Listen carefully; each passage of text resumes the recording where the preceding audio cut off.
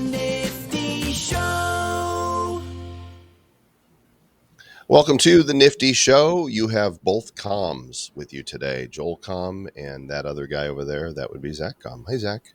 Hi, how's it going? Going well, and very excited about today's guest and project because it's much more than just a NFT-based game project. It's an entire ecosystem.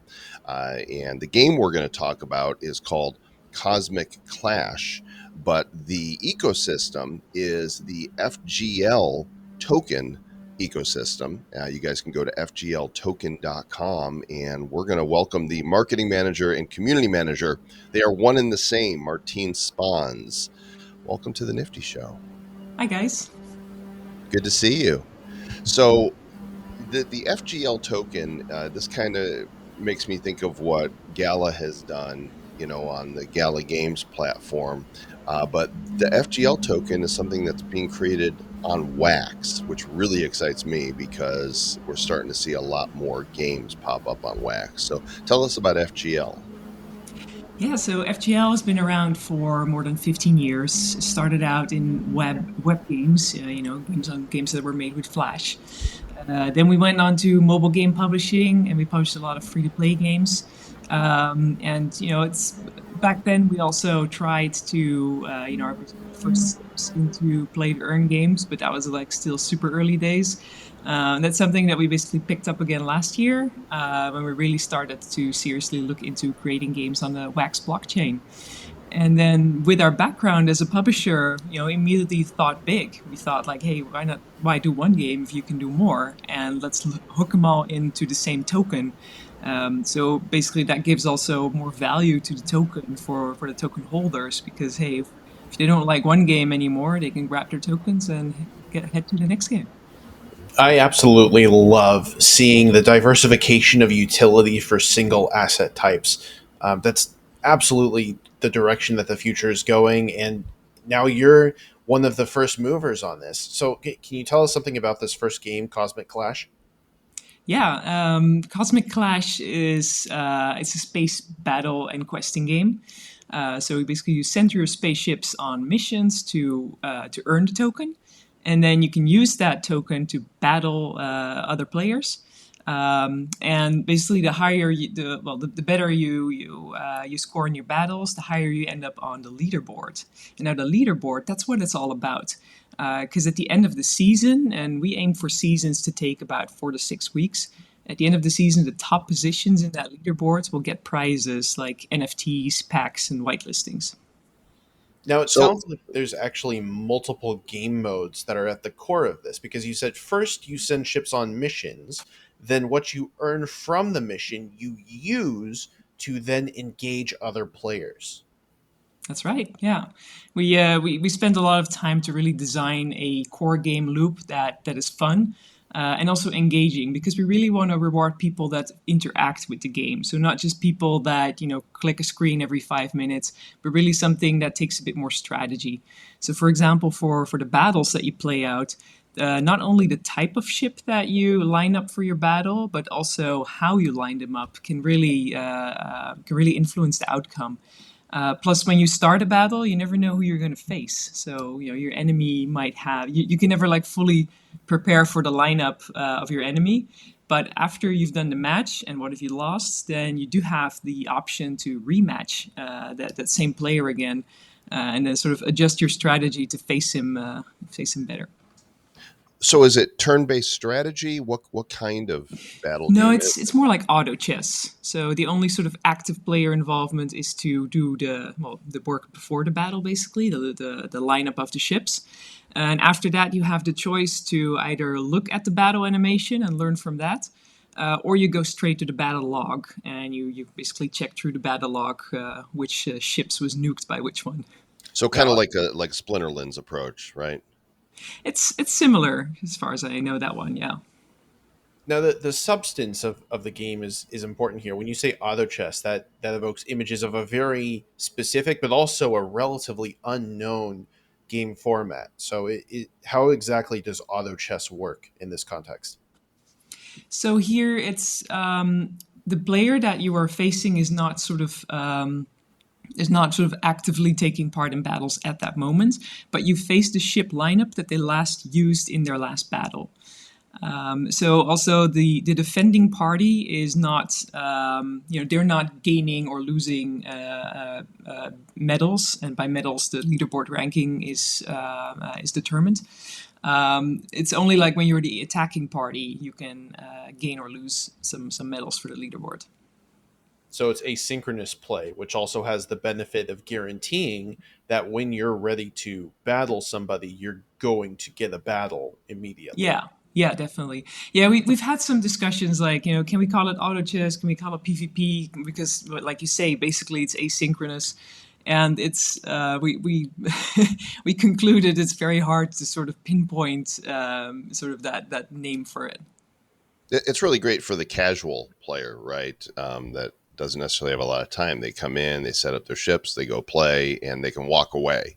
And the match will play, and then they can come back later and discover that they were challenged in another match. Is that accurate? You don't get to see who challenged you because Right. as a defending party you don't earn or win medals, and also the battles are relatively short. So even if you especially if you skip through the battle animation and basically you go straight to the battle log and see how that plays out. What does take a bit more time is the missions. And that's because that's the way to earn tokens. So if you send like common ships on a mission, they're relatively short. They'll be back in half an hour. But if you send like rare, epic, or legendary ships on a mission, that can take like up to 8 hours. Oh, it's like, see you guys, go out there and do things. Yeah, exactly. All of this is powered by NFTs. And so people need to own these. Now, I'm fortunate enough to have some packs here of the Milky Way starships that have dropped. And I just want to note right here on the secondary market right now, the lowest price you can get one of these for is 925 wax, which is currently about almost $310. So there's big demand for these. I'm assuming you're going to be releasing more so more people can play. So the Milky Way pack drop is really limited to the amount of packs there are now. But when the next galaxy is released, so basically at the end of the Milky Way season, that's when we'll do a fresh pack drop with all new ships. So what we imagine people want to do is like the current players will probably want to upgrade their ships to the new ones from the new galaxy. And then more of the Milky Way ships will end up in the secondary market for basically as an entry point for new players. So let's open this up and we could see you could tell me what we've got here as I reveal this pack of cards. Here they come. All right. So these are all ships, right? Yeah, these are all ships. They got a boom ship. That's a nice common card. I'm not sure if I can read that right. It's the escort, right? It's the escort. Yeah. The needle. How do I know what variation this is? So this is a rare card. You see that because the outlines of the cards are a bit more like light blue glowy, and on the commons it's more like dark blue. Okay. We could have made. You see, this one is a bit more gray on the outside, right. Like gray, dark blue. It's a scout and a cruiser. Nice. Yeah, you got a rare one. Not many of those. So the spread is like common, rare, epic, legendary. Legendary. There's currently only 3 or 4 ships out there, as far as I know. So yeah, we can see right here. So the needle, there's 124 right now of this rare one. Zach, are you interested in popping one of yours? Oh, I already popped one of mine, and I managed to score an epic missile magnet ship out of it. Nice. But there's more to the FGL economy that I think would be good to explore, especially to get everybody an idea of the vision for all of this. So in terms of Cosmic Clash, when can people play it? What do they need to play it? Where do they play it? So the only thing they need to play it is 5 different ships. Because how the mechanism with the ships works in Cosmic Clash is like if you have a duplicate, it stacks, and you need a certain amount of duplicates to sort of upgrade your ship. So for commons, you need fairly a lot. You need like 10 to stack them, but the higher the rarity, the less you need. And legendaries cannot be stacked because they're already super powerful on their own. So yeah, that's Double legendary, triple legendary, super epic, mythic, godlike. you No, name can't it. do You that. name Can't it. do that. That's as high as we can go right there. So yeah, basically that's all you need. It helps if you start with a few FGL tokens as well, because then you can dive straight into battle. But you wouldn't even need FGL tokens to start with, because you can immediately start questing to find FGL tokens. So that's like sort of the game economy that's like solely within Cosmic Clash. All the games that we want to release, we want them to be like fully playable on their own. But also, of course, they all hook into sort of the bigger FGL token economy. Have you considered creating a basic core set that people could come in and with not an NFT, just so anybody can come in and try the game, and get addicted to it, maybe earn a little FGL, but of course you don't earn a lot with the free set, because I heard that Axie is doing that next. They're because you've had to have an NFT to play the game. I think Yeah. 3 of them, and they're Yeah, getting 3. pricey, and so they've launched or will be launching this basic core starter Axie set, that you won't necessarily earn with, but you can come in, you can try the game and understand it, and that's how they intend to onboard more people. Yeah. Yeah, we actually did think about that. Also, basically coming a bit from our free-to-play mobile background, where basically everything is like, try it out for free and then see if you like it. But it's something we haven't implemented yet, but it's definitely sort of on our list of things that we want to look into, if we can implement that as the player base grows. Because for this first season, we're starting out basically relatively small with a couple of hundred players. But like I said before, with the next season, the next ship drop, we do allow more players in, and then it definitely makes sense to also implement a system like that. Now, what is the long term vision for this? Because Cosmic Clash, building out this FGL economy, is just the first step. So, where do you see this cross game functionality in a few years? So, in the short term, it's we short term meaning this year.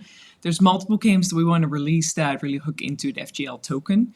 And sort of more longer term vision, we can definitely also imagine games using, basically allowing to use the NFTs across different games.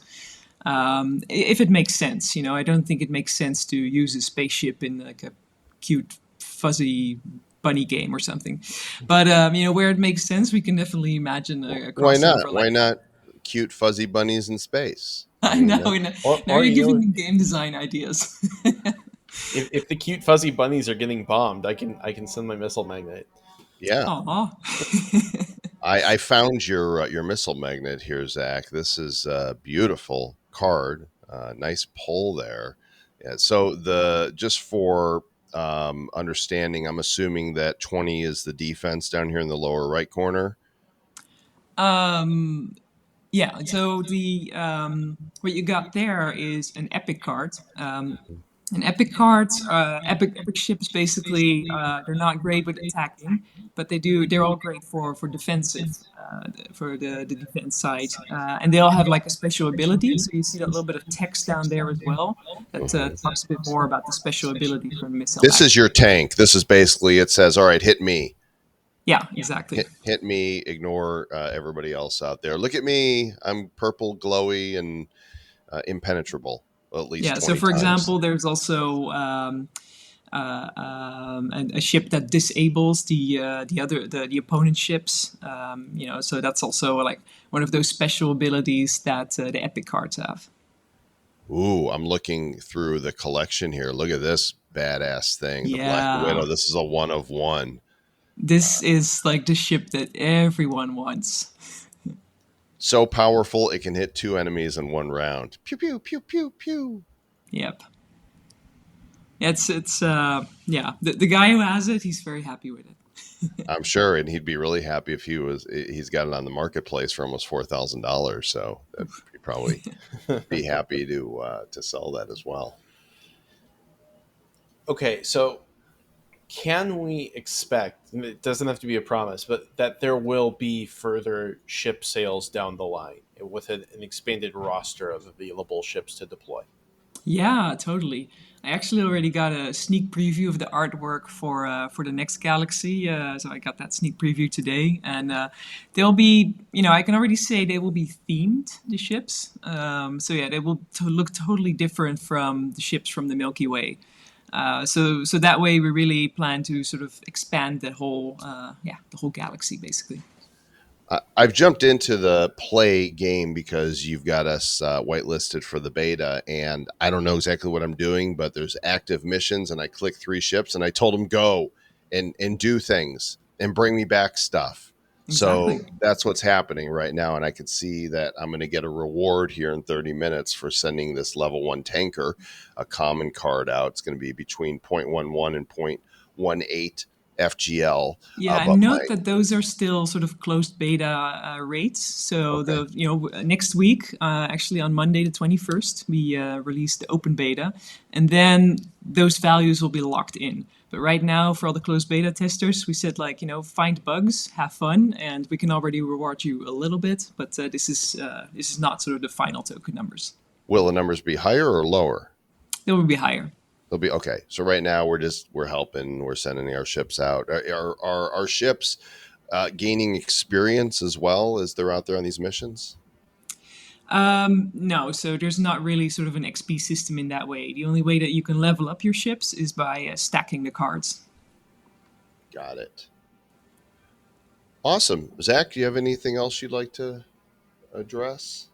Sure. I just want to know what your favorite ship is and what it does in game. I'm tempted to say the Black Widow just because it looks awesome. It does. But I have I have a weak spot for the tiny bombers. It's just a common card, but it's basically just like it shows a bunch of like incredibly tiny ships, and it's funny because when you have them lined up and your opponent has some epic ships, those are like a lot larger, so then they look extra tiny. Yeah, they are cute. This is the closest thing you're going to get to cute fuzzy bunnies, Right, in, exactly. in And this game. if you stack these, they can get quite powerful as well. Because I mean, it's like just the level 1 of the tiny bombers. That's they'll be gone in one or two rounds if your opponent hits them. But if you stack them up, they can actually get pretty powerful. Well, gang, go do your research on this. It looks like you can get some FGL token if you want some to start on Alcor. .exchange, and if you go to cosmicclash.io and go join their Telegram and Discord so you can get into the open beta, play to earn on the Wax blockchain. Martine, thanks for coming on and sharing with us today, and good luck with the series. It looks cool. All right, thanks a lot, guys. Zach, we need to do some of the battling thing here right now. I'm on missions. The next thing I'm going to figure out is how to deploy some stuff for battle. But it's great to see this on Wax, isn't it? Absolutely. I've been looking forward to seeing more actual gameplay, something where NFTs are truly usable for any kind of utility, and seeing that field expand, especially with such cool aesthetics as these ships have, right up my alley. Yeah, now I want to pop another pack and see if I can get a rare. But I'll do that offline, gang. Thanks for tuning in today. Of course, we appreciate some reviews. It's been a while since we've seen some new reviews come in, which is really interesting because the listenership to the show is growing. So please go to iTunes or wherever it is you review. If you like listening to the show, give us 5 stars. If you like us on YouTube, thumb up, subscribe, hit the bell, run around in circles if you need to while eating cookies, because that would make me happy too. And Zach, take us home. Keep it nifty. Looking into the future, what do we see? It's lined with digital collectibles, we call them NFTs. Games, trading cards, digital art, and those crypto kitties. Joel and Zach are the hosts, you'll know. Joel and Zach say this will blow. They're locked and loaded, so ready, set, kind of spiffy. The name